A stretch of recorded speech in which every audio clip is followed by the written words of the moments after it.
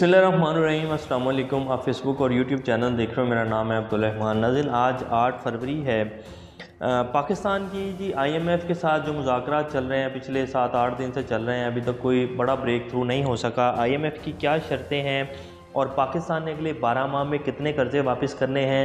फिर नवाज़ शरीफ साहब के दौर में जो आजकल बड़ा डंका बजा रहे हैं ये कि जी इमरान खान ने मुल्क को तबाह कर दिया, बर्बाद कर दिया, 3.5 साल में बेबहा कर्ज़े लिए। तो नवाज़ शरीफ साहब के जो दौर के 2013 से 2016 के दरमियान जो कर्ज़े लिए थे वो अदा करने हैं पाकिस्तान ने अगले 3.5 साल में।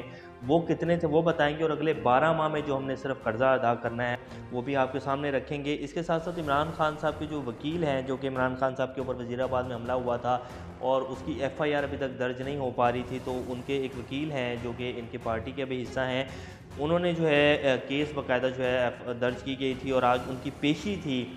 जब वो घर से निकले तो उनके ऊपर जो है अटैक किया गया बाकायदा एक सोची समझी साजिश के तहत। उनका वीडियो बयान भी आपकी स्क्रीन के ऊपर चलाएंगे, साथ साथ IMF के हवाले से, और ये सारी एक तफसीली रिपोर्ट है जो हमने आपके सामने रखनी है।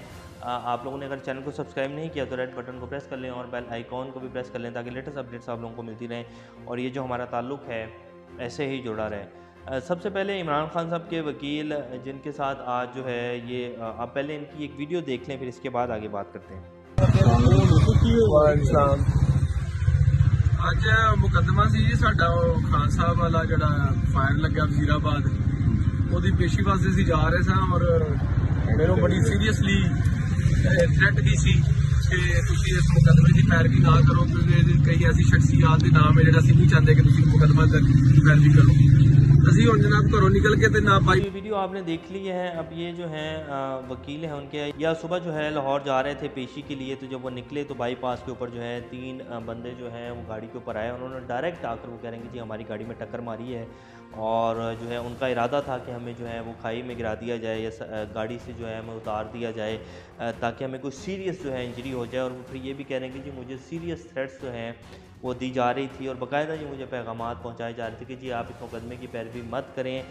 इमरान खान ने जिन लोगों के नाम FIR में दर्ज करवाना चाहते हैं वो बहुत अहम लोग हैं, ऐसा नहीं हो सकता। आप इस मुकदमे की पैरवी से पीछे हट जाएं वरना आप जो है अपनी जान से हाथ धो बैठेंगे। और फिर उन्होंने ये भी कहा कि आज हम पर हमला जो है जानबूझ के किया गया है। फिर उन्होंने पुलिस को भी बुला लिया है और फिर साथ उन्होंने इस अज़म का भी इजहार किया कि जी मैं इस मुकदमे की पैरवी से तो पीछे नहीं हटूँगा, मेरी जान भी चली जाए तो मुझे परवाह नहीं है।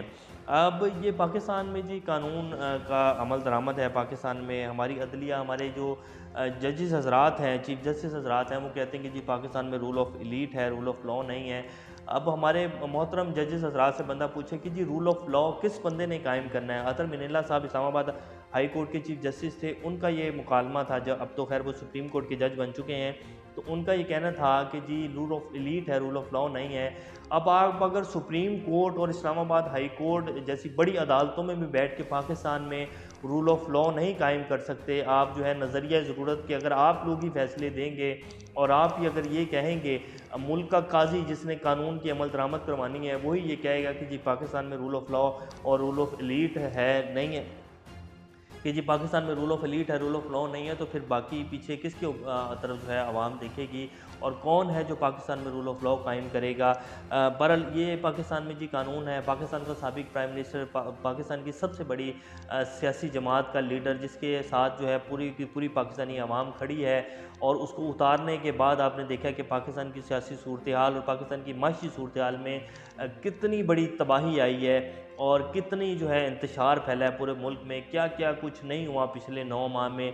और ये भी एक फ़ैसला ही था ना जी, रात को 12 बजे अदालतें खोल कर लिया गया और बाकायदा आइन में वाज़ेह लिखा हुआ है कि जी आप जो है वो पार्लियामान की कार्रवाई में इंटरवीन नहीं कर सकते, लेकिन फिर भी रास्ता निकाला गया और जो है आप लोगों के सामने है।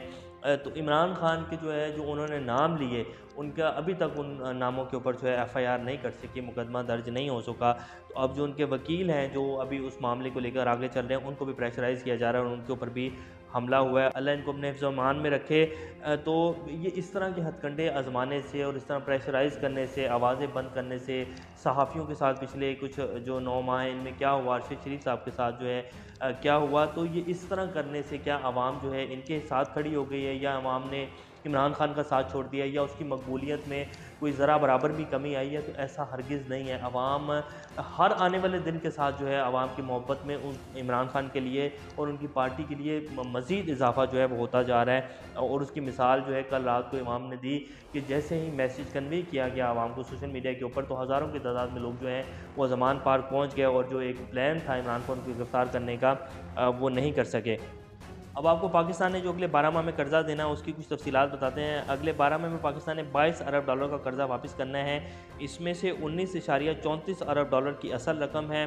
कुल कर्ज़ पर मज़ीद 2.60 अरब डॉलर का सूद है जो इस रकम में शामिल है, और तकरीबन ये 22 अरब डॉलर बनते हैं जो अगले 12 माह में पाकिस्तान ने देने हैं। ये साल आपके सामने शुरू हो चुका है जनवरी से, अब अगला महीना है और इसके बाद 10 माह तकरीबन है।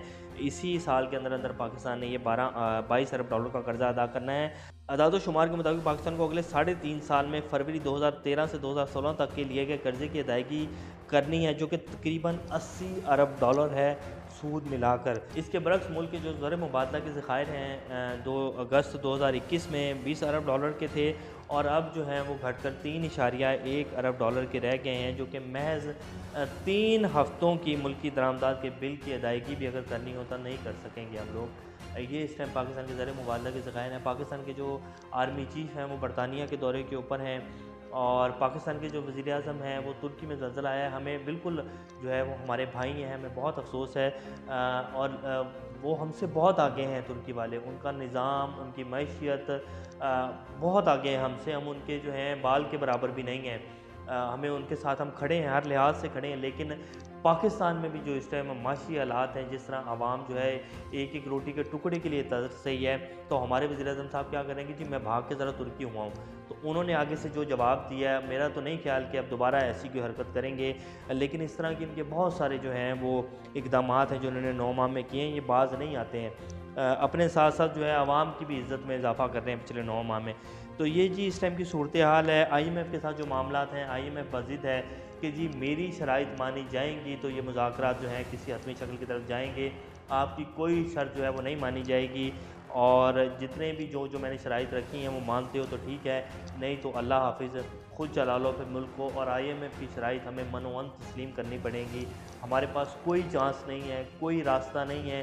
3 अरब डॉलर के पाकिस्तान के इस टाइम के ज़खायर हैं, LCs ओपन नहीं हो पा रही हैं, आवाम को जो है आटा नहीं मिल रहा है। अब अगले महीने में रमज़ान मुबारक जो है वो शुरू होने जा रहा है, उसमें कितना कोहराम मचेगा हर चीज़ में और क्या होगा, अल्लाह पाकिस्तान का हामी नासिर हो। लेकिन इस 14 जमातों की हुकूमत ने पाकिस्तान की तारीख़ी तबाही जो है वो फेर दी है और अभी तक जो है हमारे जो रियासती अदारे हैं और हमारी जो इस्टेब्लिशमेंट हैं उनके कान के ऊपर जूं तक जो है वो नहीं रींग रही है। और वो इसी निज़ाम को इन लोगों क्या है इन लोगों ने किया जी पिछले 9 माह 10 माह के अंदर, क्या इनकी कारकर्दगी थी और कहाँ ये लोग जो है इस मुल्क को लेकर आ गए हैं। अल्लाह हमारे जो हुक्मरान हैं उनको अक्ल व दानिश अता करे, हमारे जो फ़ैसला करने वाले लोग हैं उनको जो है अक्ल व दानिश अता करें और अभी जो है वो ज़िद छोड़ दें, वरना अगर ये ज़िद बरकरार रहेगी तो फिर मज़ीद तबाही आएगी। अब ऐसा नहीं होगा कि आवाम जो है वो वेलकम करेगी या कोई अनाउंस किया जाएगा कि जी मेरे प्यारे पाकिस्तानियों, या कोई ऐसा अनाउंस किया जाएगा कि मार्शल लॉ लगेगा या कोई भी ऐसा जो है मावरा आइन जाकर काम किया जाएगा और आवाम की मर्ज़ी के बगैर कोई ऐसा कदम उठाया जाएगा, तो फिर उससे मज़ीद तबाही आएगी, उससे बेहतरी नहीं आएगी। अभी तक के लिए इतने, अपना चैनल का ख्याल रखिएगा। अल्लाह हाफ़िज़।